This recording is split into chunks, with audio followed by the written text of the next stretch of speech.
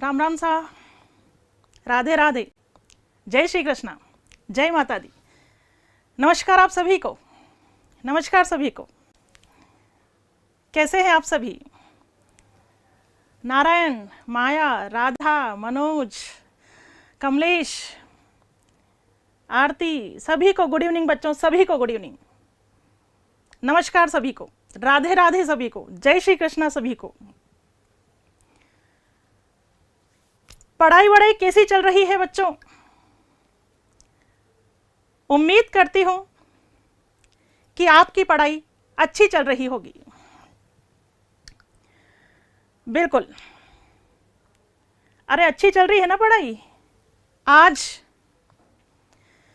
जो बातें मैं आपसे करने वाली हूं, आज जो टिप्स मैं आपको बताने वाली हूं, वो आपको लक्ष्य तक पहुंचाने में काफी मददगार साबित होंगे। क्या बच्चों आपको पता है कि दुनिया का सबसे नोबलेस्ट प्रोफेशन क्या है? सबसे अच्छा प्रोफेशन क्या है? Teaching profession. जी हां, मेरी नजर में दुनिया का सबसे अच्छा प्रोफेशन है टीचिंग प्रोफेशन। क्यों? क्योंकि इस प्रोफेशन में सबसे बड़ी बात है खुशी, और हमारी खुशी से हमारे सामने जो बच्चों की भीड़ होती है वह भी खुश हो जाते हैं। मैं आपसे पूछना चाहती हूं, क्या कोई दूसरा ऐसा प्रोफेशन है जहां हमारी खुशी से दूसरे खुश होते हो? शायद नहीं। लेकिन यहां शिक्षक को खुश देखकर बच्चे खुश हो जाते हैं, और बच्चों को खुश देखकर शिक्षक खुश हो जाते हैं। जी हां, आप ऐसे ही प्रोफेशन का चुनाव करने जा रहे हैं। आप शिक्षक बनने जा रहे हैं। शिक्षक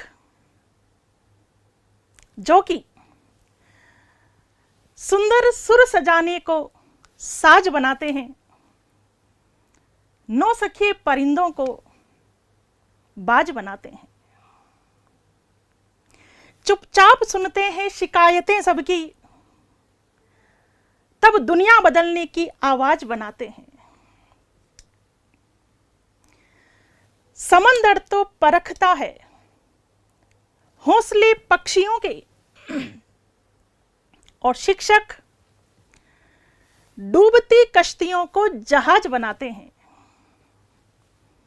बनाए चाहे चांद पर कोई बुर्ज खलीफा, और शिक्षक कच्ची ईंटों से ही ताज बनाते हैं। जी हां, शिक्षक केवल शिक्षक ही नहीं, जीवन निर्माता भी होता है।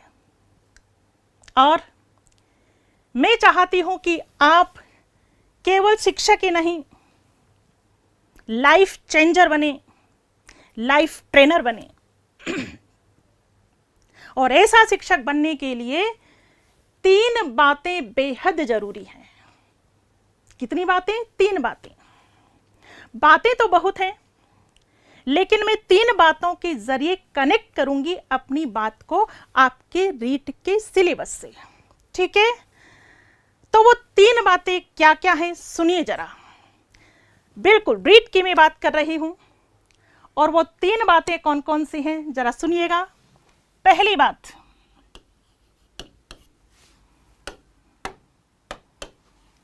बात है विषय का ज्ञान। किसका ज्ञान? विषय का ज्ञान। ठीक है।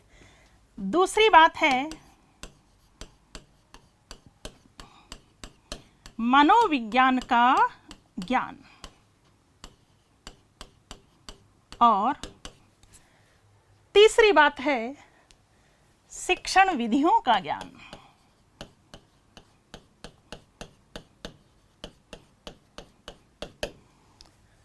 ठीक है।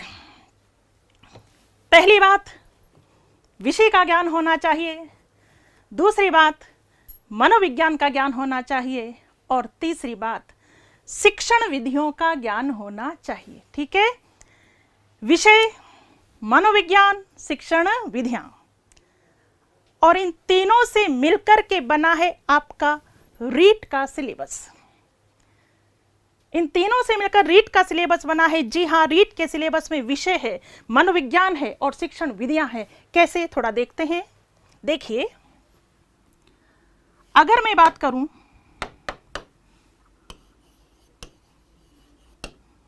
लेवल 1 की, ठीक है, लेवल 1 की यदि मैं बात करूं तो आपका जो पहला पेपर होता है वो होता है बाल विकास। ठीक है, बाल विकास यानी मनोविज्ञान का। दूसरा पेपर आपका लैंग्वेज का होता है, लैंग्वेज फर्स्ट, भाषा प्रथम। ठीक है, भाषा प्रथम के रूप में मोस्टली स्टूडेंट्स कौन सा सब्जेक्ट लेते हैं? हिंदी। नेक्स्ट पेपर होता है भाषा सेकंड, और भाषा सेकंड में 90% स्टूडेंट्स कौन सा विषय लेते हैं? संस्कृत, 90%, और 10% लेते हैं इंग्लिश। ठीक, नेक्स्ट होता है क्या? गणित, और एक होता है पर्यावरण। ठीक है, सिंपली ध्यान से देखिए, लेवल फर्स्ट की मैं बात कर रही हूं। लेवल फर्स्ट में पहला पेपर आपका बाल विकास का होता है, मनोविज्ञान के अंतर्गत। ठीक है, फिर भाषा फर्स्ट, लैंग्वेज फर्स्ट का चयन करना होता है आपको, और बिल्कुल 90% स्टूडेंट्स लैंग्वेज फर्स्ट में कौन सी भाषा लेते हैं? हिंदी भाषा। भाषा सेकंड, भाषा सेकंड में या तो संस्कृत का चयन आपको करना है या फिर इंग्लिश का चयन आपको करना है। एक पेपर होता है गणित का और एक पेपर होता है पर्यावरण का। टोटल पेपर यानी मार्क्स कितने होते हैं? 150। ठीक है, 30, 30, 30, 30 एंड 30, 150 अंक। अब देखिएगा इधर, एक गलती मोस्टली स्टूडेंट्स कर देते हैं। जी हाँ, बिल्कुल कर देते हैं। आप में से कोई 2-4 बार एग्जाम दे चुके हैं तो शायद गलती ना करें, लेकिन कई स्टूडेंट्स जो पहली बार एग्जाम देते हैं वो ये गलती कर देते हैं। कौन सी गलती कर देते हैं? सुनिए, बिल्कुल जब आप पेपर अपना ओपन करते हैं तो पहला पेपर आपका कौन सा होता है? बाल विकास। फर्स्ट पेपर आपका बाल विकास होता है। बाल विकास को अटेम्प्ट करने के बाद आप आगे बढ़ते हैं भाषा फर्स्ट की ओर। जैसे भाषा फर्स्ट में आपने क्या ली है? हिंदी। आप हिंदी वाले पेपर को सोल्व करते हैं। ठीक है, हिंदी का पेपर सोल्व करने के बाद जैसे आप पेज पलटते हैं तो क्या दिखाई देती है? संस्कृत। कई स्टूडेंट्स जिन्होंने भाषा सेकंड संस्कृत ली है वो उसी जगह संस्कृत को अटेम्प्ट कर देते हैं भाषा फर्स्ट में ही। बात समझ में आ रही है? भाषा फर्स्ट, लैंग्वेज फर्स्ट पर जब जाते हैं तो आप हिंदी का पेपर सोल्व करते हैं। हिंदी पेपर सोल्व करने के बाद जैसे ही पेज पलटते हैं आपको संस्कृत दिखाई देता है, तो कई स्टूडेंट्स वहीं पर संस्कृत का पेपर सोल्व कर देते हैं, जबकि आपको वहीं पर संस्कृत का पेपर सोल्व नहीं करना है। आपको संस्कृत का पेज पलट देना है, इंग्लिश, फिर गुजराती, पंजाबी, ये सब आएगा, और फिर भाषा लिखी आएगी भाषा सेकंड, लैंग्वेज सेकंड लिखी आएगी। भाषा सेकंड पर आपको जाना है, भाषा सेकंड पर जाकर ही आपको अपने सब्जेक्ट को क्लियर करना है, सॉल्व करना है पेपर को। भाषा सेकंड में अगर आपने संस्कृत लिया है तो संस्कृत को सॉल्व करिए, इंग्लिश लिया है तो इंग्लिश को सॉल्व करिए। ये गलती मत करना भाषा को लेकर, क्योंकि कई स्टूडेंट्स इस तरह की गलती करते हैं, इसलिए मैं बता रही हूं आपको। बाल विकास का पेपर सॉल्व करें, फिर लैंग्वेज फर्स्ट पर जाएं, लैंग्वेज फर्स्ट में हिंदी का पेपर आप सॉल्व करें, फिर उसके बाद पेज पलटते जाना, फिर लिखा आएगा भाषा सेकंड। भाषा सेकंड जहां लिखा है वहां आपको अटेम्प्ट करना है संस्कृत या फिर इंग्लिश को, जो भी आप लेते हैं, या तो आपको संस्कृत लेनी होगी, आपको इंग्लिश लेनी होगी। ठीक है, कुछ स्टूडेंट्स का क्वेश्चन होता है कि क्या लेना चाहिए, लैंग्वेज सेकंड में इंग्लिश को हम प्रायोरिटी दें या संस्कृत को प्रायोरिटी दें। तो मेरा ये सजेशन है बेटा कि अगर आपकी इंग्लिश बहुत अच्छी है तो आप इंग्लिश को चुनें, बहुत अच्छी इंग्लिश नहीं है तो आप संस्कृत को ही चुनें। क्यों? क्योंकि यहाँ हिंदी है और यहाँ संस्कृत, ये दोनों भाषा एक दूसरे की मदद करती हैं, ये दोनों एक दूसरे की मदद करती हैं। हिंदी अगर आपने पढ़ ली तो हिंदी सहायक होगी संस्कृत को समझने में। इसलिए अगर आपकी इंग्लिश बहुत ज़्यादा अच्छी नहीं है तो आपको संस्कृत विषय का चयन करना चाहिए। ठीक है, मैथ का पेपर होता है और पर्यावरण का पेपर होता है, टोटल अंक हो गए 150। अब देखिए 150 में से 30 नंबर तो सीधे मनोविज्ञान के हो गए, ठीक।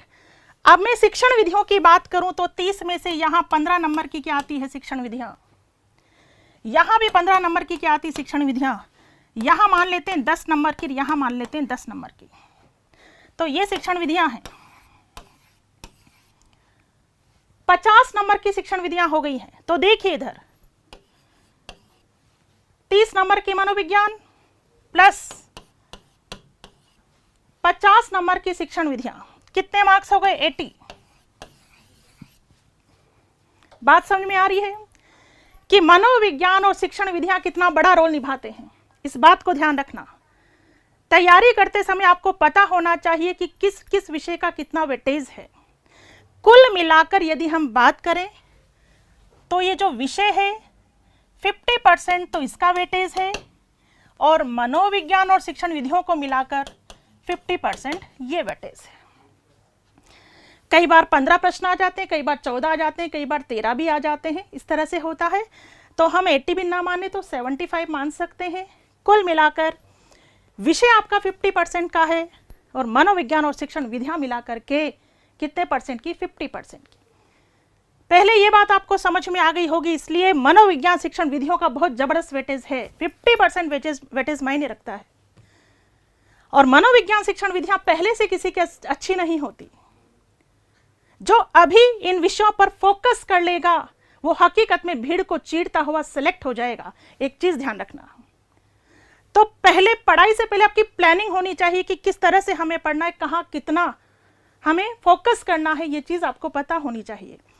इतनी बात समझ में आ गई होगी। विषय जो आपका सब्जेक्ट है 50% और मनोविज्ञान शिक्षण विधियां मिलाकर के कितने परसेंट है, 50%। लेवल फर्स्ट की बात क्लियर हो गई होगी, ठीक है। लेवल फर्स्ट में इस तरह से रहता है वेटेज।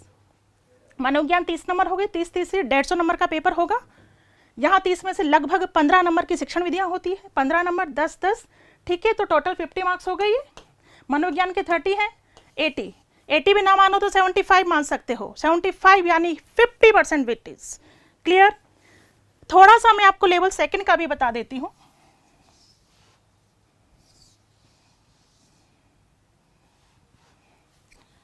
इधर देखते हैं लेवल सेकंड।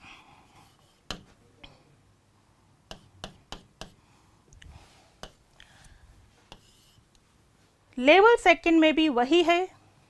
सबसे पहले मनोविज्ञान पढ़ना होगा, बाल विकास, ठीक है। उसके बाद भाषा प्रथम आपको लेनी होगी, उसके बाद भाषा सेकंड आपको लेनी होगी। क्लियर।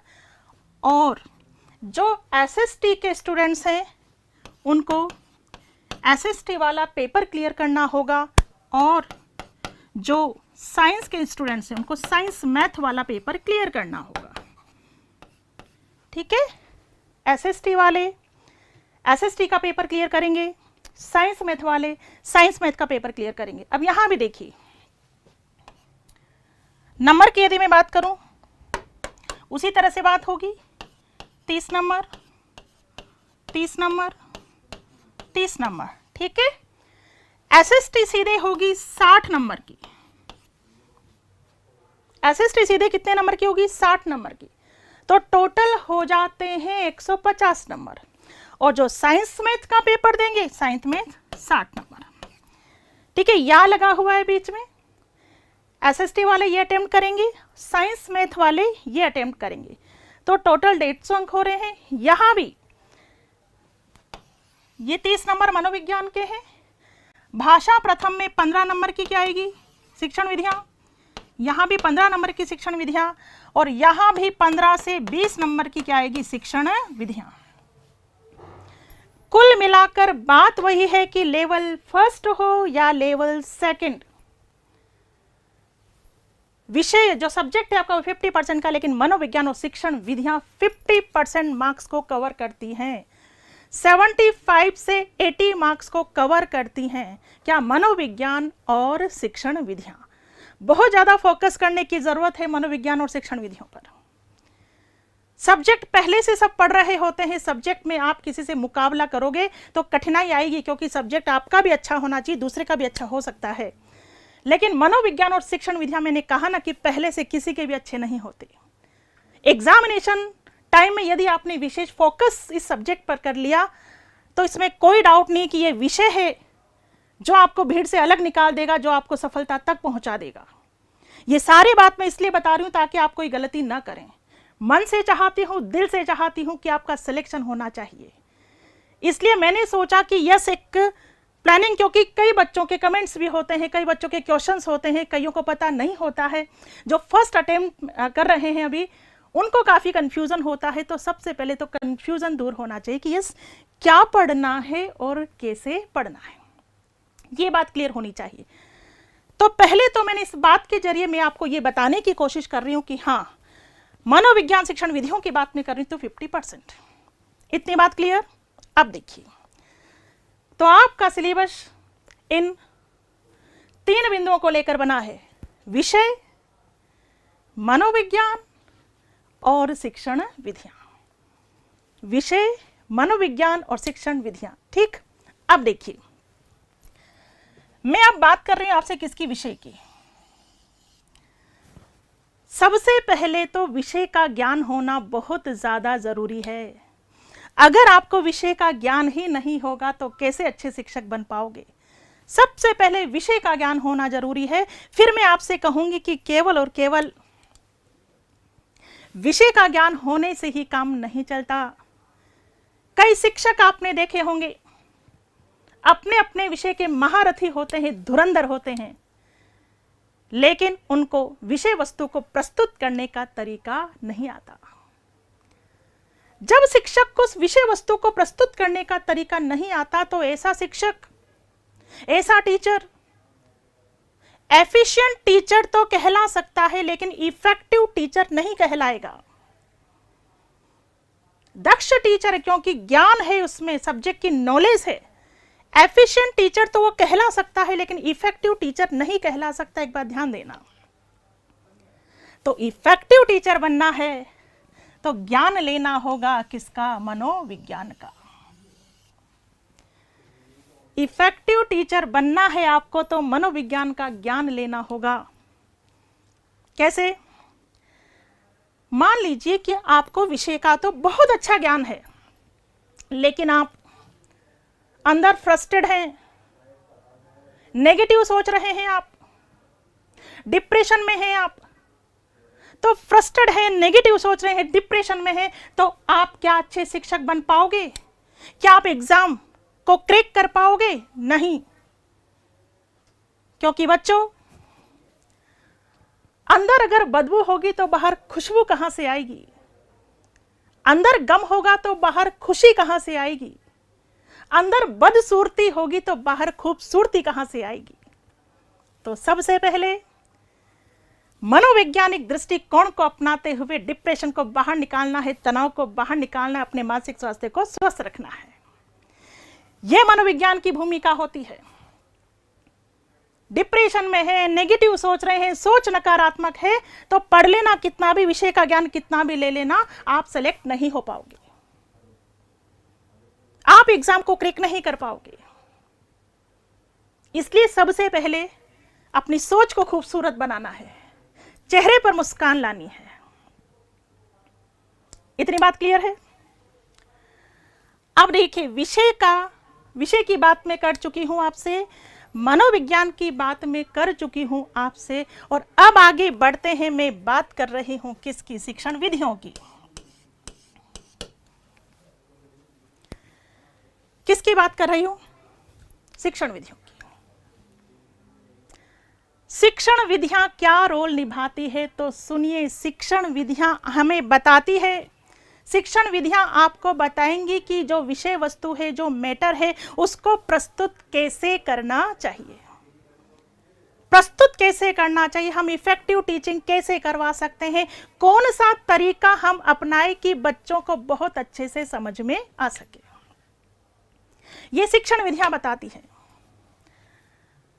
मार्टिन लूथर किंग का नाम आपने सुना होगा। बिल्कुल उन्होंने कहा था कि यदि कोई झाड़ू बेचने का काम भी करे तो उसका काम इतनी खूबसूरती से होना चाहिए कि अगर ईश्वर भी देखे तो ये कहे कि यहां एक झाड़ू बेचने वाला रहता है जो अपने काम को बखूबी करता है, अच्छे से निभाता है।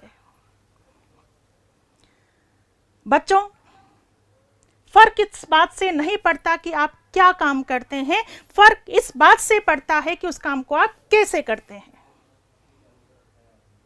फर्क इस बात से पड़ता है कि उस काम को आप कैसे करते हैं। तरीका प्रॉपर होना चाहिए। जब तक आप अपने शिक्षण कार्य को प्रभावी तरीके से प्रस्तुत नहीं करेंगे तब तक आप प्रभावशील टीचर नहीं कहला सकते। आपको अपने ज्ञान को पानी की तरफ बच्चों तक ऐसे प्रस्तुत करना चाहिए कि बच्चों को उस सब्जेक्ट से रिलेटेड बुक तक पढ़ने की आवश्यकता नहीं पड़ेगी। आपको विभिन्न प्रकार की स्ट्रेटेजीज अपनाते हुए अपने विषय को इतना सरल बनाना चाहिए कि आपसे पढ़ने के बाद टीचर, आप जैसे टीचर से पढ़ने के बाद बच्चा किसी दूसरे टीचर से पढ़ने के बारे में सोच भी ना सके।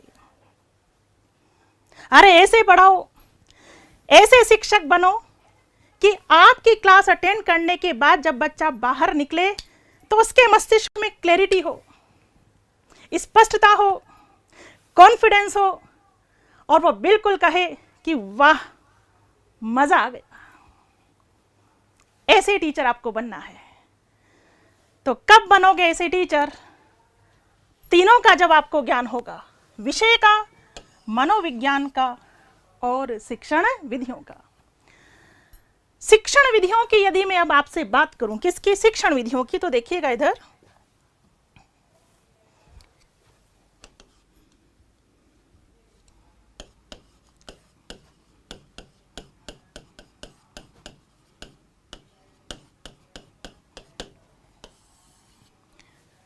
शिक्षण विधियों की यदि मैं आपसे बात करूं तो इसमें कुछ नहीं पढ़ना होता है, केवल पढ़ना होता है क्या, क्यों, कैसे, प्रभावी हुआ या नहीं, बस इतनी सी बात पढ़नी होती है।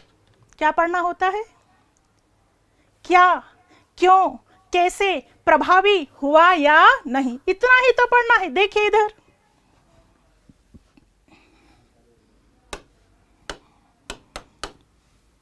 क्या, क्यों, कैसे, प्रभावी हुआ या नहीं।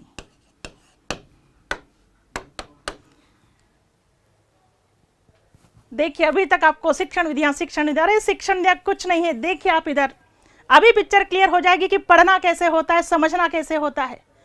क्यों जटिल बना के रखते हो, क्यों हवा बना के रखते हो हर चीज का?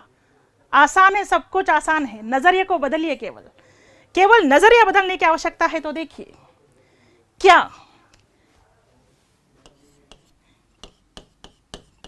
क्या पढ़नी होती है? विषय वस्तु। क्यों, उद्देश्य क्या है उस विषय वस्तु को पढ़ाने का? क्या उद्देश्य होता है? बच्चों के व्यवहार में परिवर्तन लाना, यह उद्देश्य होता है। कैसे, कैसे पढ़ाएं? शिक्षण विधियों की सहायता से पढ़ाएं। शिक्षण विधियां। प्रभावी कैसे बनाएं? सहायक सामग्री से प्रभावी बनाएं। सहायक सामग्री। हुआ या नहीं, यानी व्यवहार में परिवर्तन हुआ या नहीं, इसके लिए क्या करना है? मूल्यांकन। यही तो पढ़ना होता है। विषय वस्तु की जानकारी लेनी होती है, उद्देश्य की जानकारी लेनी होती है, शिक्षण विधियों की जानकारी लेनी होती है, सहायक सामग्री की जानकारी लेनी होती है और मूल्यांकन की। यस, देखना अभी इधर, विषय वस्तु, उद्देश्य, शिक्षण विधियां, सहायक सामग्री, मूल्यांकन। इधर देखिए, ये क्या है? विषय वस्तु। ये क्या है? उद्देश्य। ये क्या है? शिक्षण विधियां। ये क्या है? सहायक सामग्री। और ये क्या है? मूल्यांकन। और इनको जोड़ दो तो बन जाती है पाठ योजना।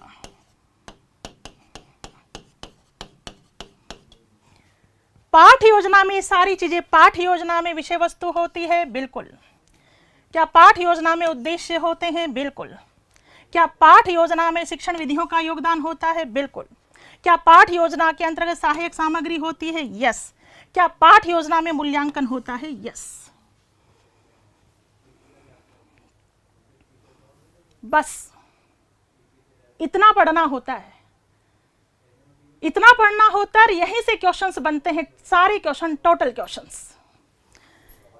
विषय वस्तु, उद्देश्य, शिक्षण विधियां, सहायक सामग्री, मूल्यांकन, और ये सब मिलकर के क्या बन गई? पाठ योजना। उचित पाठ योजना का निर्माण करो, बच्चों को शिक्षण कार्य करवाओ और उनको सफलता दिला दो। ये होती है शिक्षण विधियां। इफेक्टिव तरीके से पाठ योजना का प्रस्तुतिकरण करो, ऐसा प्रस्तुतिकरण कि बच्चा अपने लक्ष्य को प्राप्त कर सके। ये होती शिक्षण विधियां। अब देखिए और कितना छोटा सा पाठ है ये। जैसा कि मैंने कहा कि आपका लेवल फर्स्ट हो या फिर लेवल सेकंड, एक तो होती है भाषा, लैंग्वेज। लैंग्वेज की शिक्षण विधियां थोड़ी अलग होती है। लैंग्वेज के अलावा सब्जेक्ट क्या क्या बचा आपके पास? लेवल फर्स्ट की मैं बात करूं तो मैथ, गणित, पर्यावरण। लेवल सेकंड में एसएसटी और साइंस, यही सब्जेक्ट है। लैंग्वेज के अलावा लेवल फर्स्ट में आपका गणित होता है, पर्यावरण होता है, और लेवल सेकंड में एसएसटी वालों के पास एसएसटी होता है, साइंस वालों के पास साइंस होता है। ठीक। अब देखिए यहां अगर हम आते हैं तो केवल विषय वस्तु सबकी अलग होती है। गणित की विषय वस्तु अलग होगी, पर्यावरण की विषय वस्तु अलग होगी, एसएसटी की विषय वस्तु अलग होगी और साइंस की विषय वस्तु अलग होगी। केवल विषय वस्तु अलग पढ़नी होती है मुख्य रूप से हमें। विषय वस्तु में क्या पढ़ना होता है? अर्थ, परिभाषा, प्रकृति। गणित का अर्थ क्या होता है, परिभाषा क्या होती है, प्रकृति क्या होती है। पर्यावरण का अर्थ, परिभाषा, प्रकृति। एसएसटी और साइंस का अर्थ, परिभाषा और प्रकृति हमें पढ़नी होती है। ठीक। बाकी उद्देश्य सब में सेम है, शिक्षण विधियां सब में पढ़नी होती हैं, सहायक सामग्री सब में पढ़नी होती है, मूल्यांकन सब में पढ़ना होता है। यही तो पढ़ना है। और सारे सब्जेक्ट की शिक्षण विधियां क्लियर। थोड़ा सा अंतर बीच में होता है कि कुछ शिक्षण विधियां किसी में होती है और कुछ शिक्षण विधियां किसी में होती है, बस इतना सा अंतर होता है। बाकी मोटे रूप से तो यही पढ़ना होगा सारा। और जब ये पढ़ोगे तो आपके सारे सब्जेक्ट क्लियर हो जाएंगे। इतना सा पढ़ना है बच्चों। मैंने कहा ना विषय वस्तु सबकी अलग अलग पढ़नी होगी, गणित की, पर्यावरण, एसएसटी, साइंस की। उद्देश्य नाम सुना होगा, ब्लूम टैक्सोनॉमी। क्या ब्लूम टैक्सोनॉमी गणित में अलग होगी? क्या ब्लूम टैक्सोनॉमी पर्यावरण में अलग होगी? क्या ब्लूम टैक्सोनॉमी एसएसटी और साइंस में अलग होगी? नहीं। ब्लूम टैक्सोनॉमी तो ब्लूम टैक्सोनॉमी है। जो बीएस ब्लूम ने शैक्षिक उद्देश्यों का वर्गीकरण किया है, वो वर्गीकरण किया है सब्जेक्ट कोई भी हो। किसी भी सब्जेक्ट पूछ लिया जाए कि शैक्षिक उद्देश्यों का वर्गीकरण किसने किया, तो आंसर तो बीएस ब्लूम ही आएगा। अरे यहां पूछ लिया जाए, यहां पूछ लिया जाए, कहीं भी पूछ लिया जाए कि शैक्षिक उद्देश्यों का वर्गीकरण किसने किया, तो बीएस ब्लूम ही आएगा। ब्लूम टैक्सोनॉमी सब में पढ़नी होती है।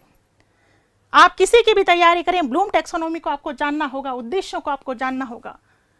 सामान्य उद्देश्य क्या होते हैं, विशिष्ट उद्देश्य क्या होते हैं, ये आपको जानना होगा। ज्ञानात्मक पक्ष के 6 प्रकार क्या होते हैं, भावात्मक पक्ष के 6 प्रकार क्या होते हैं, क्रियात्मक पक्ष के 6 प्रकार क्या होते हैं, ये आपको जानना होगा। किसी में भी अलग अलग अलग पढ़ने की आवश्यकता नहीं होती है। कम पढ़ना है, अच्छा पढ़ना है, जीत जाओगे। कंफ्यूज मत हो कि ये इसकी भी शिक्षण विधियां पढ़नी, इसकी भी शिक्षण, कुछ नहीं। शॉर्ट में पढ़ना, ये शॉर्ट नहीं है, बहुत लेंदी तरीके से पढ़ो, लेकिन अलग अलग सब्जेक्ट का कुछ नहीं पढ़ना होता है, केवल अर्थ, प्रकृति और परिभाषा पढ़नी होती है। उद्देश्य, किसी भी सब्जेक्ट की तैयारी करो, उद्देश्य सेम रहेंगे। शिक्षण विधियां 90% सेम होंगी। शिक्षण विधियां, बहुत सारी शिक्षण विधियां होती हैं। प्रायोजना विधि, ह्यूरिस्टिक विधि, आगमन, निगमन, अभिक्रमित अनुदेशन, विश्लेषण, संश्लेषण विधि। ठीक है, बहुत सारी शिक्षण विधियां होती हैं जो लगभग सब में पढ़नी होती हैं। पढ़नी पड़ेगी। एक साथ सारी शिक्षण विधियां कवर कर लो, जितनी भी शिक्षण विधियां हैं। फिर कहीं से भी शिक्षण विधियों से, मान लीजिए यहां पूछ लिया गया आगमन निगमन, यहां पूछ लिया, सारी जितनी शिक्षण विधियां वो एक बार कवर कर लो। सहायक सामग्री क्या सब में अलग अलग होंगी? नहीं होंगी। सहायक सामग्री सब में अलग अलग नहीं होगी। सहायक सामग्री सब में पढ़ना होता है। श्रव्य सामग्री क्या होती है, दृश्य सामग्री क्या होती है, श्रव्य दृश्य सामग्री क्या होती है, प्रक्षेपित सामग्री क्या होती है, ये सब में पढ़ना होगा, अलग अलग नहीं पढ़ना होगा, सब में पढ़ना होगा। यही सब कुछ। मूल्यांकन, मूल्यांकन को तो जबरदस्त भूमिका है। अरे मूल्यांकन हर शिक्षण विधियों में, हिंदी की हो, संस्कृत की हो, इंग्लिश की हो, गणित की हो, पर्यावरण, एसएसटी या साइंस, मूल्यांकन सब में आता है। यहां तक कि मनोविज्ञान की जो 5वीं यूनिट है पेडागोजी की, उसमें भी क्या आता है? मूल्यांकन। बेहद इंपॉर्टेंट टॉपिक मूल्यांकन। बिल्कुल ऐसा भी हो सकता है कि पूरे पेपर में केवल मूल्यांकन से संबंधित 5 से 6 प्रश्न भी बन सकते हैं, कोई डाउट नहीं है। मनोविज्ञान के अंतर्गत बन गए मान लो 1-2 प्रश्न, एक एक प्रश्न इधर आ गया, क्योंकि मूल्यांकन विषय सब में है, केवल इन्हीं में नहीं, हिंदी में भी वही मूल्यांकन है, संस्कृत में भी मूल्यांकन, इंग्लिश में भी मूल्यांकन। तो मूल्यांकन बात समझ में आ रही होगी कि ज्यादा टफ मत समझो। ये 50% मार्क्स गेन करना जटिल नहीं है। थोड़ा सा तरीके से फोकस देने की आवश्यकता है, थोड़ा सा गौर करने की आवश्यकता है कि कैसे पढ़ें और किस प्रकार से पढ़ें। ठीक है, क्या पढ़ें? विषय वस्तु की चर्चा होती है। क्यों? उद्देश्य। जो भी हम विषय वस्तु पढ़ा रहे हैं उसका उद्देश्य क्या? उसका उद्देश्य होता है बच्चों के व्यवहार में परिवर्तन लाना। उसी उद्देश्य को ध्यान में रखकर के शिक्षण विधियों का चयन किया जाता है, सहायक सामग्री का चयन किया जाता है और बाद में जानने की कोशिश की जाती है मूल्यांकन के जरिए कि बालक के व्यवहार में परिवर्तन आया या नहीं आया। ठीक है, बालक के व्यवहार में परिवर्तन आया या नहीं आया, इसकी जानकारी हमें लेनी होती है। और ये सारे बिंदु किसमें? पाठ योजना। पाठ योजना जब बनाई जाती है तो पाठ योजना के अंतर्गत विषय वस्तु का यूज होता है, पाठ योजना के अंतर्गत उद्देश्य लिखे जाते हैं, शिक्षण विधियों का यूज होता है, सहायक सामग्री का यूज होता है, मूल्यांकन का यूज होता है। ये पूरी चर्चा हमें करनी होती है। अलग अलग अलग कुछ नहीं, अलग केवल क्या होगा? अर्थ होगा, परिभाषा होगी, प्रकृति होगी, बाकी कुछ भी नहीं होगा। रिलैक्स हो जाइए और रिलैक्स होकर के तैयारी शुरू करनी है।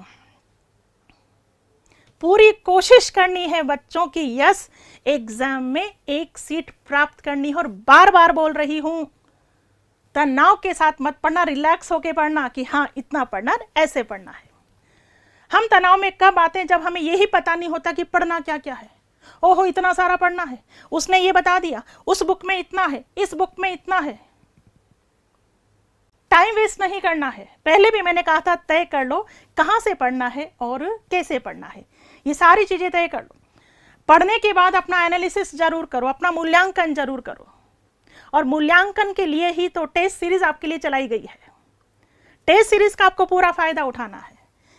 एक प्रश्न में, अब जैसे शिक्षण विधियों की भी बात हुई है तो एक प्रश्न में आपसे पूछती हूं, उसका जवाब आपको अभी भी दे देना है और कमेंट बॉक्स में भी जाके देना है, कमेंट करने हैं आपको। और वो मेरा प्रश्न ये है कि बिल्कुल जो एप्लीकेशन है उसका नाम आपको पता है, विजय एजुकेशन एप्लीकेशन या वंदना जादौन एप्लीकेशन पर, ठीक है, जब आप जाओगे संडे को टेस्ट होगा और उस टेस्ट में जो टेस्ट सीरीज चल रही है, पुनर्बलन टेस्ट सीरीज नाम रखा है अपन ने, ठीक है, अपना ही प्लेटफॉर्म है ये। और इस बार जब संडे को एग्जाम हुआ था तो आप में से कई बच्चों ने बेहद अच्छे सजेशंस भी मुझे दिए। मैंने पहले भी कहा था ना कि ये बिल्कुल नई दुनिया है हमारे लिए भी, सीख रहे हैं हम आपस में मिलकर। और बच्चों ये कोई मेरा प्लेटफॉर्म नहीं है, ये आपका प्लेटफॉर्म है। आपके सजेशन सुनने के लिए मैं हमेशा तैयार रहूंगी, क्योंकि मुझे पता है इतने सारे दिमाग, और कई तो इसमें ब्रिलियंट दिमाग होंगे जिनसे अद्भुत आइडियाज भी निकल के आ सकते हैं। उन आइडियाज को भी फॉलो किया गया है इस बार की टेस्ट सीरीज में। वो क्या फॉलो किया गया मैं बताऊंगी अभी आपको। मेरा प्रश्न ये है कि जो आपकी टेस्ट सीरीज चल रही है संडे को, उसमें मनोविज्ञान के क्वेश्चंस के साथ साथ क्या कुछ क्वेश्चंस शिक्षण विधियों के भी देने चाहिए? यस या फिर नो, जवाब दीजिए मुझे। ब्रजेश, नवीन, चिंटू, राजन जवाब दीजिए बेटा। संडे को जो टेस्ट सीरीज चल रही है उसमें मनोविज्ञान के क्वेश्चन के साथ साथ क्या मुझे शिक्षण विधियों के क्वेश्चंस भी देने चाहिए? अगर सहमत हैं तो यस बोलें, सहमत नहीं है तो नो बोलें। आंसर आ गए, आंसर आ गए, yes yes yes, very good very good, शाबाश शाबाश शाबाश। हाँ, अगर ज्यादा वेटेज होगा तो मैं बिल्कुल डेफिनेटली शिक्षण विधियों के क्वेश्चंस भी आपके लिए लेकर आऊंगी, और यकीन मानिए मैं केवल क्वेश्चन के माध्यम से आपके काफी कॉन्सेप्ट क्लियर कर दूंगी, क्योंकि आपस में कनेक्ट हैं ये मनोविज्ञान और शिक्षण विधियां, बहुत कनेक्ट है आपस में। ओके, यस यस, मुझे अभी तक एक भी नो जवाब नहीं दिखाई दिया। Yes yes yes, very good very good very good. अब तो नाम भी पढ़ने में नहीं आ रहे। ओके ओके, बिल्कुल, हाँ, शाबाश शाबाश शाबाश, बिल्कुल। मैं आपकी मदद के लिए बिल्कुल तत्पर हूं, बिल्कुल तैयार हूं, क्योंकि बच्चों में खुश हूं अंदर से, और खुश होकर कोई काम किया जाता है ना तो बहुत बढ़िया काम होता है।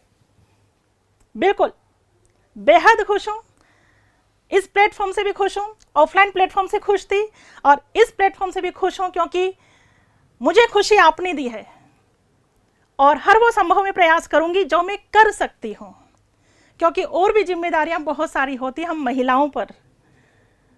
पुरुषों की अपेक्षा महिलाओं पर जिम्मेदारी ज़्यादा होती है, ये तो आप जानते ही होंगे। आपको केवल और केवल मुझे कोऑपरेट करना है, सहयोग करना है। जैसे इस बार का जो टेस्ट हुआ था आपने काफ़ी मुझे कोऑपरेट किया, ऑफलाइन में भी आप मुझे ऐसे ही कोऑपरेट करते थे। आप में से है क्या वो बच्चे कि एक बार बहुत बड़े हॉल का अरेंजमेंट किया गया था जहां 1000-1200 की संख्या में आप बैठे थे और वो हॉल फर्स्ट टाइम सक्सेस नहीं हुआ था? क्या आपको पता है? क्या आप उस हॉल में बैठे हुए थे? उसमें माइक प्रॉपर नहीं चल रहे थे। फर्स्ट डे था आपका, मैंने भी ट्रायल किया था उस बड़े हॉल में आपको पढ़ाने का। फर्स्ट डे था और माइक प्रॉपर नहीं चल रहे थे और 1 से 1,500 की भीड़ उस हॉल में थी। उस समय आपने मुझे जो कोऑपरेशन किया, जो कोऑपरेट किया, उसको मैं शायद मरते दम तक नहीं भूल सकती। सोचिए, माइक प्रॉपर काम नहीं कर रहा हो, इतनी सारी बच्चों की भीड़ सामने हो, उस भीड़ ने मुझे कैसे कोऑपरेट किया था मुझे पता है वो दिन, बिल्कुल मुझे पता है। आप बिल्कुल शांत बैठ गए, 1 से 1,500 बच्चा शांत बैठ गया और बिना माइक के मैं समझा रही थी कि बच्चों ऐसी प्रॉब्लम हो गई, या जो हमने सोचा था वो भी सक्सेस नहीं हुआ, लेकिन जो कमियां हैं वो कल दूर हो जाएंगी। आपने उफ तक नहीं किया था, पता है मुझे, बहुत अच्छे से पता है। आपका ये जो स्नेह है ना, आपका ये जो प्यार है ना, मुझे बहुत कुछ करने के लिए बिल्कुल उम्मीद जगाता है मेरे अंदर। और कईयों के बिल्कुल ये फोर्स करने की इतना नहीं करना है, नहीं जाना है, लेकिन नहीं, मुझे पता है ये बच्चे मुझे पुकारते हैं तो आना ही पड़ेगा। तो बिल्कुल बच्चों, मेरी पूरी कोशिश रहेगी, हर वो प्रयास मैं करूंगी आपके लिए कि आपको मंजिल मिल जाए, आपको नौकरी मिल जाए, आपको सीट मिल जाए। यकीन मानिए, जितनी खुशी आपके पेरेंट्स को होगी ना, उतनी खुशी हमें भी होगी। उस खुशी के हकदार आपके पेरेंट्स हैं तो उस खुशी के हकदार हम भी हैं, क्योंकि ये 2 जने होते हैं जो आपकी तरक्की से कभी जेलस फील नहीं करेंगे। कौन कौन? आपके पेरेंट्स और टीचर। ये दोनों चाहते हैं कि हमारा बच्चा तरक्की करे, हमारा बच्चा ऊंचे पद पर बैठे, ये दोनों चाहते हैं। तो तहे दिल से दुआएं हैं मेरी तो कि हर वो संभव प्रयास करो कि आपको मंजिल मिल जाए, आपको सीट मिल जाए, आपको नौकरी मिल जाए। हर वो संभव प्रयास करना है। तो इस बार की टेस्ट सीरीज में डेफिनेटली मैं मनोविज्ञान के क्वेश्चंस के साथ साथ शिक्षण विधियों के क्वेश्चंस भी लेकर के आऊंगी, तो उस चीज़ के लिए भी आपको क्या रहना है, तैयार रहना है। ठीक है, तो बिल्कुल वापस हम इधर की ओर चलते हैं। शिक्षण विधियों की रूपरेखा आपको समझ में आई होगी, इनसे रिलेटेड ही प्रश्न बनते हैं। इनसे रिलेटेड कैसे प्रश्न बनते हैं वो भी जस्ट मैं आपको बता देती हूँ अभी कि हाँ, लेटेस्ट प्रश्न जो अभी रीट 2017-18 में बने हैं, जो 2015 में बने हैं, वही प्रश्न की चर्चा भी मैं कर लेती हूँ, ताकि आपके दिमाग से कॉन्सेप्ट क्लियर हो जाए कि हाँ, प्रश्न तो ऐसे ही बनते हैं। यकीन मानिए, टफ कुछ भी नहीं है, आसान है। पढ़ना शुरू कर दो। सबसे पहले अपने आप को यहाँ से आसान बना लो। यहाँ से आसान बना लोगे तो सारी चीज़ आसान बन जाएगी, जिंदगी सरल बन जाएगी, यकीन मानिए। तो थोड़े से हम क्वेश्चंस करते हैं। आज क्वेश्चन किससे संबंधित करते हैं? शिक्षण विधियों से संबंधित। ज़्यादा समय नहीं लूंगी, लेकिन थोड़े से हम क्वेश्चन सॉल्व करेंगे ताकि बिल्कुल पिक्चर क्लियर हो जाए कि हाँ, प्रश्न कैसे बनते हैं, वही प्रश्न मैं लेने जा रही हूं जो रीट में पूछे जा चुके हैं। क्लियर? चलिए,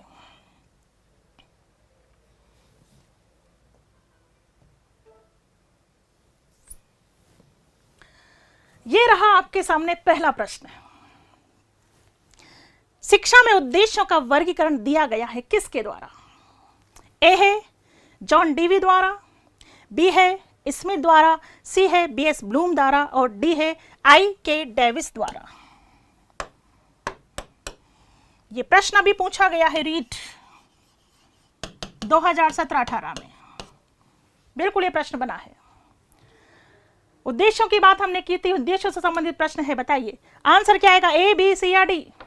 अभी जस्ट मैं बता चुकी हूं, ए बी सी या डी? वेरी गुड, शाबाश, बिल्कुल सही। आंसर क्या आएगा? सी। उद्देश्यों का वर्गीकरण किसने किया है? बीएस ब्लूम ने किया है। मुख्य रूप से कितने भागों में बांटा है? 3 भागों में, ज्ञानात्मक, भावात्मक और क्रियात्मक। ठीक है, ज्ञानात्मक, भावात्मक और क्रियात्मक। क्लियर? ठीक, नेक्स्ट आगे बढ़ेंगे नेक्स्ट क्वेश्चन की ओर। क्वेश्चन नंबर 2, भावात्मक पक्ष से संबंधित उद्देश्य मुख्य रूप से संबंधित हैं। ए है ज्ञान, बी है अनुप्रयोग, सी है अनुमूल्यन और डी है बोध। बताइए यहां क्या आंसर आएगा? क्वेश्चन नंबर 2 का आंसर बताइए, ए बी सी या डी? जल्दी से बताइए, जल्दी से बताइए, ए बी सी या डी? सी सी सी, गुड, वेरी गुड, शाबाश, बहुत बढ़िया। कुछ डी भी दे रहे हैं, डी सी। ओके, देखिए इधर, भावात्मक पक्ष से संबंधित उद्देश्य पूछे। सिंपल, जैसा कि बीएस ब्लूम ने 3 भागों में बांटा था, ज्ञानात्मक, भावात्मक और क्रियात्मक। ज्ञानात्मक, भावात्मक और क्रियात्मक। ठीक है, बीएस ब्लूम की हम बात करें तो ज्ञानात्मक, भावात्मक और क्रियात्मक। ठीक है, फिर इसके भी 6 प्रकार बताए गए थे, इनके भी 6, इनके भी 6। ज्ञानात्मक में 6 क्या थे? पहला था ज्ञान, तो ये तो ज्ञानात्मक का है। दूसरा था अवबोध, बोध, ये भी ज्ञानात्मक का है। तीसरा था अनुप्रयोग, ये भी ज्ञानात्मक का है। तो भाई भावात्मक का कौन सा हुआ? सी। ज्ञान, बोध, अनुप्रयोग, ये तो किसके उद्देश्य हैं? ज्ञानात्मक के। ठीक है, ये किसके उद्देश्य हैं? ज्ञानात्मक के हैं। ज्ञान भी ज्ञानात्मक में आता है, बोध भी ज्ञानात्मक में आता है, अनुप्रयोग ज्ञानात्मक में आता है, विश्लेषण ज्ञानात्मक में आता है, संश्लेषण ज्ञानात्मक में आता है, मूल्यांकन भी ज्ञानात्मक में आता है। तो भावात्मक पक्ष का उद्देश्य कौन सा है? अनुमूल्यन। ठीक है, चलिए क्वेश्चन नंबर 3 की ओर चलेंगे। क्वेश्चन नंबर 3 है परिभाषित करना। क्रियासूचक शब्द किस व्यवहारगत उद्देश्य से संबंधित है? बताइए। भावात्मक, मनोक्रियात्मक, संज्ञानात्मक, डी है भावात्मक एवं संज्ञानात्मक। ए बी सी या डी? क्या आएगा? बताइए क्या आएगा? Yes yes yes, question number 3 का आंसर दीजिए बच्चों। सी बता रहे हैं। नमस्ते बेटा। यस, बी सी सी, यस। अब देखिए, परिभाषित करना। परिभाषित करना ये क्या है? क्रियासूचक शब्द है, एक्शन वर्ब है, क्रियासूचक शब्द हैं। ठीक है, याद करो क्रियासूचक शब्द। जब आप पाठ योजना बनाते हैं, लेसन प्लान बनाते थे, तो आप अपना उद्देश्य लिखते थे ज्ञान या ज्ञानोपयोग, तो आगे क्या लिखते थे? विद्यार्थी प्रत्यास्मरण कर सकेंगे, प्रत्याभिज्ञान कर सकेंगे, परिभाषित कर सकेंगे। ये किस में लिखते थे? संज्ञान में। कौन से पक्ष के अंतर्गत आता है? ये संज्ञानात्मक पक्ष के अंतर्गत आता है। ठीक है, जब आप अवबोध लिखते थे तो अवबोध के सामने क्या लिखते थे? विद्यार्थी व्याख्या कर सकेंगे, ठीक है, स्पष्टीकरण कर सकेंगे, ये सारी चीज लिखते थे। तो उन्हें क्या बोलते हैं? क्रियासूचक शब्द। क्या बोलते हैं? क्रियासूचक शब्द। जब आप शिक्षण विधियां पढ़ते हैं तो आपने अगर एसटीसी किया है और आपने बीएड किया है तो वो समय आप जी लेते हैं वापस से, और इसमें कोई डाउट नहीं है, शिक्षण विधियां उन बच्चों के लिए ज्यादा आसान है जिन्होंने कंटिन्यू कॉलेज जाकर के पढ़ाई की है। और जो कॉलेज नहीं गए हैं उनको समझने में थोड़ी सी तकलीफ आ सकती है, तो बिल्कुल, क्योंकि वही सारी चीजें हम यहाँ पर पढ़ते हैं। तो परिभाषित करना एक क्रियासूचक शब्द है जो किस में आता है, संज्ञानात्मक में। चलिए आगे बढ़ेंगे क्वेश्चन नंबर 4 की ओर। क्वेश्चन नंबर 4 है, कौन सी बाल केंद्रित विधि नहीं है? ठीक है, मैं लिख नहीं रही हूं, बाकी सारे क्वेश्चन रीड के हैं बच्चों, रीड के क्वेश्चन हैं, रीड 2017, रीड 2015, रीड 2012 के क्वेश्चन हैं ये सारे, ठीक है, एग्जाम में आए हुए क्वेश्चन हैं। कौन सी बाल केंद्रित विधि नहीं है बताइए? व्याख्यान विधि, प्रोजेक्ट विधि, प्रयोग विधि, प्रयोगशाला विधि, ए बी सी या डी? क्या आंसर आएगा? ए बी सी या डी? कुछ बोल रहे हैं डी, कुछ बोल रहे हैं सी, ए। यस यस यस यस, ज्यादातर सही आंसर आ रहे हैं। हाँ, क्या बात है, बहुत बढ़िया। बाल केंद्रित विधि नहीं है व्याख्यान विधि। बाल केंद्रित विधि किसे कहते हैं? जिसमें छात्र की सक्रिय भूमिका होती है, जिसमें छात्र की सक्रिय भूमिका होती है उसे बाल केंद्रित विधि कहते हैं। व्याख्यान विधि में छात्र सक्रिय नहीं होता है, छात्र केवल निष्क्रिय श्रोता होता है। कौन सी विधि में? व्याख्यान विधि में। तो बाल केंद्रित विधि नहीं है, आंसर आएगा नंबर ए। क्लियर? आज केवल मैं थोड़ा सा बता रही हूं आपको कि हाँ, प्रश्न ऐसे ही बनते हैं। घबराओ मत, शिक्षण विधियों को इजीली ग्रहण करो और सारे क्वेश्चंस को फोड़ दो, ठीक है। चलिए आगे चलेंगे। क्वेश्चन नंबर 5, निम्न में से कौन सी विशेषता एक उत्तम परीक्षण की नहीं है? उत्तम परीक्षण की विशेषता नहीं है। विश्वसनीयता, योजना, वस्तुनिष्ठता, विभेदकारिता, बताइए ए बी सी या डी? क्या आंसर आएगा? क्वेश्चन नंबर 5 में क्या आंसर आएगा? क्वेश्चन नंबर 5 का आंसर चाहिए बच्चों। ए आंसर दे रहे हैं आप, सोचिए विचारिए, आंसर दीजिए। बी आ गया आंसर, बी, ए, डी। ओके, शाबाश, हाँ देते चले जाओ आंसर, वेरी गुड। इस समय जोश को बरकरार रखना है, डाउन नहीं होने देना है। यस यस यस यस, ठीक है। अब देखिए इधर, उत्तम परीक्षण की विशेषता नहीं है। एक उत्तम परीक्षण की क्या विशेषताएं होती हैं? एक उत्तम परीक्षण में विश्वसनीयता होनी चाहिए, वस्तुनिष्ठता होनी चाहिए, विभेदकारिता होनी चाहिए, व्यापकता होनी चाहिए, स्पष्टता होनी चाहिए। ये एक उत्तम परीक्षण की विशेषताएं होती हैं। विश्वसनीयता, वस्तुनिष्ठता, विभेदकारिता, व्यापकता, स्पष्टता, ठीक है। क्या नहीं है? योजना। परीक्षण की विशेषताएं पूछी है बच्चों, किसकी? परीक्षण की। तो यहां आंसर क्या आएगा? योजना, ठीक है। हाँ भाई, 2-4 क्वेश्चन और। रेडियो की सीमाओं को कौन सा श्रव्य साधन दूर कर सकता है? रेडियो की सीमाओं को कौन सा श्रव्य साधन दूर कर सकता है?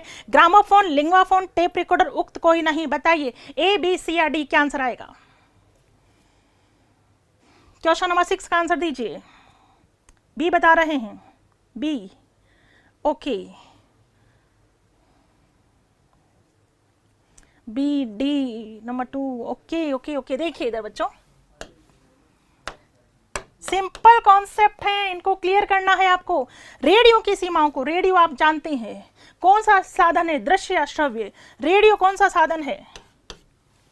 श्रव्य साधन, ठीक है। रेडियो श्रव्य साधन है जिसे हम सुन सकते हैं। रेडियो पे भी कई जानकारी ऐसी आती है जो बच्चों के लिए लाभदायक होती हैं, लेकिन रेडियो की कुछ लिमिटेशंस होती हैं। एक फिक्स समय पर ही वो प्रोग्राम आता है, फिक्स समय पर ही बच्चा उसे सुन सकता है। यदि बच्चा उसे अलग समय पर सुनना चाहे तो उसको नहीं सुन सकता। तो रेडियो की इस कमी को दूर करने के लिए क्या आया? Tape recorder. रेडियो की कमी को दूर करने के लिए आया टेप रिकॉर्डर, जिसमें कभी भी रिकॉर्ड करके कभी भी सुना जा सकता है। तो रेडियो की कमी को, रेडियो की सीमा को दूर किया जा सकता है किसके द्वारा? टेप रिकॉर्डर के द्वारा। कभी भी रिकॉर्ड करके कभी भी सुन सकते हैं, लेकिन रेडियो में लिमिटेशंस होती हैं, ये सीमाएं होती हैं कि कभी भी आप सुनना चाहे तो नहीं सुन सकते, लेकिन उसी प्रोग्राम को आप टेप रिकॉर्डर में अगर रिकॉर्ड कर लें तो कभी भी सुन सकते हैं। तो यहां आंसर आएगा सी, ठीक। आगे बढ़ेंगे। क्वेश्चन नंबर 7, लिंग्वाफोन कैसा उपकरण है? बताइए लिंग्वाफोन कैसा उपकरण है? दृश्य श्रव्य, दृश्य श्रव्य कोई नहीं, बताइए ए बी सी या डी? सिंपल सा क्वेश्चन है। एग्जाम में आया हुआ क्वेश्चन है, सिंपल सा क्वेश्चन, जल्दी आंसर दीजिए। ए बी सी या डी? Lingua phone. सी बोल रहे हैं, कुछ सोच रहे हैं लिंगुआ फोन क्या है?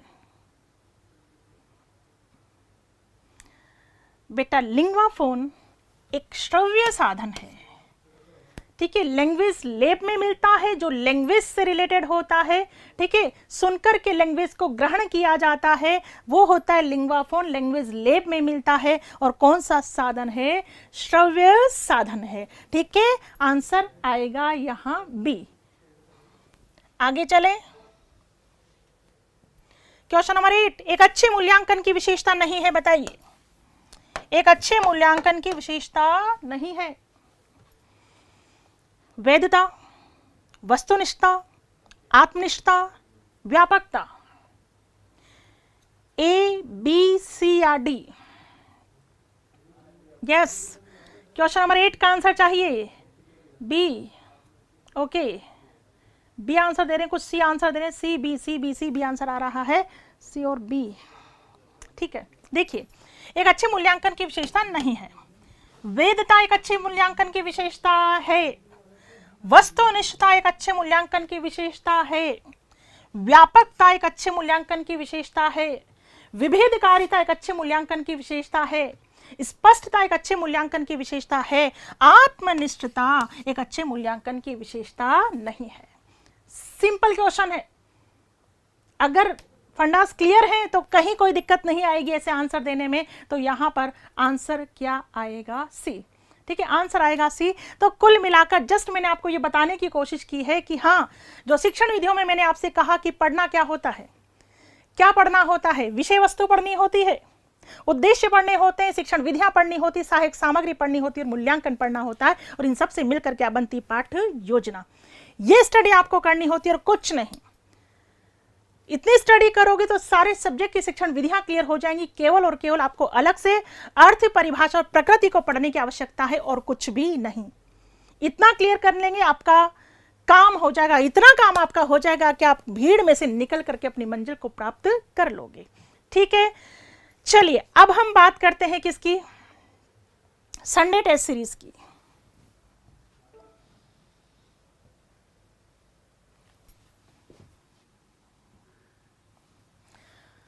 संडे की टेस्ट सीरीज की मैं बात कर रही हूं आपको। तो ये आपको पता ही है कि टेस्ट सीरीज आपको कहां मिलेगी?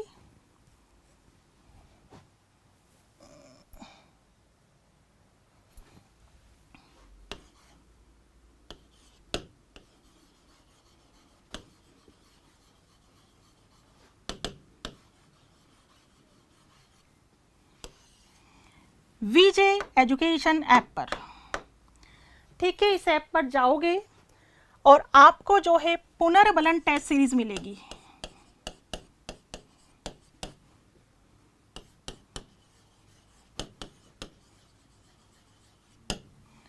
ये पुनर्बलन टेस्ट सीरीज आपको होम पेज पर ही दिखाई दे जाएगी, लेकिन दिखाई कब देगी? संडे को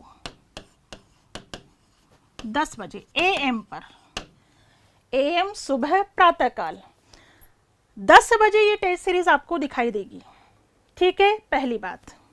दूसरी बात, इस बार की टेस्ट सीरीज में क्वेश्चंस जो होंगे वो मनोविज्ञान प्लस शिक्षण विधियों के होंगे।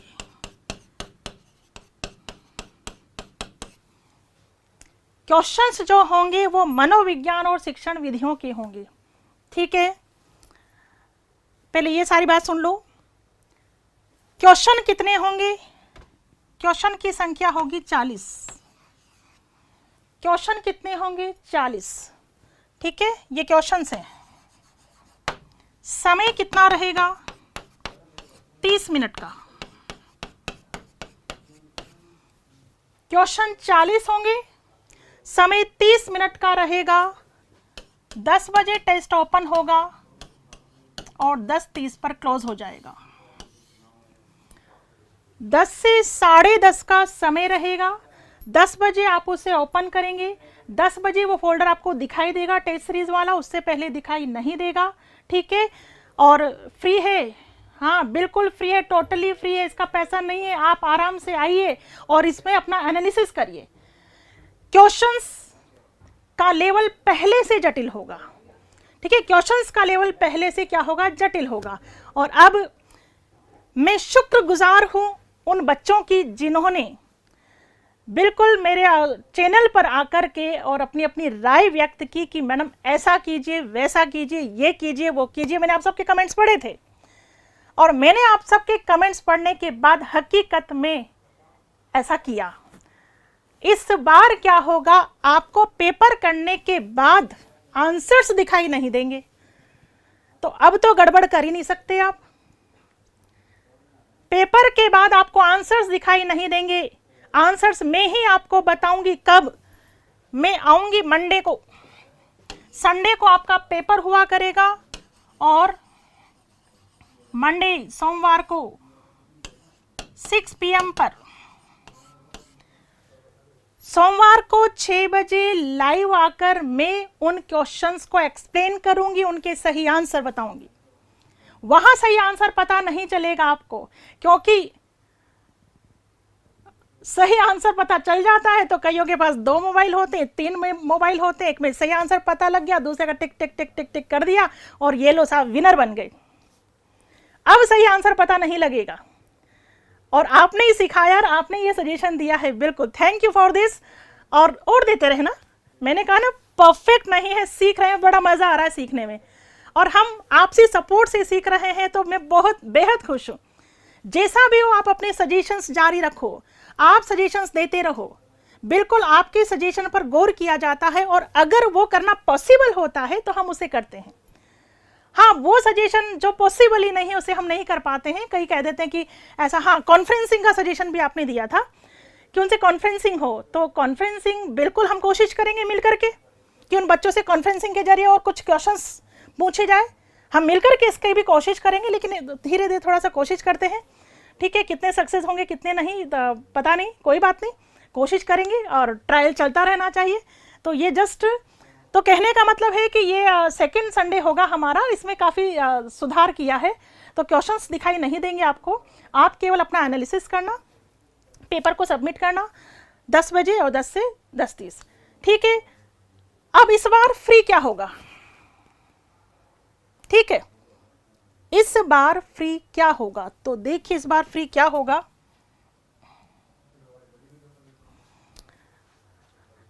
हाँ, तो इस बार 40 क्वेश्चन होंगे आपके, 40 क्वेश्चंस होंगे, ठीक है। जो विनर है, विजेता, कितने चुने जाएंगे, 30 विजेता चुने जाएंगे, 30 विजेता चुने जाएंगे। 30 में से जो टॉप 5 होंगे, 5 को फ्री कोर्स मिलेगा भाई,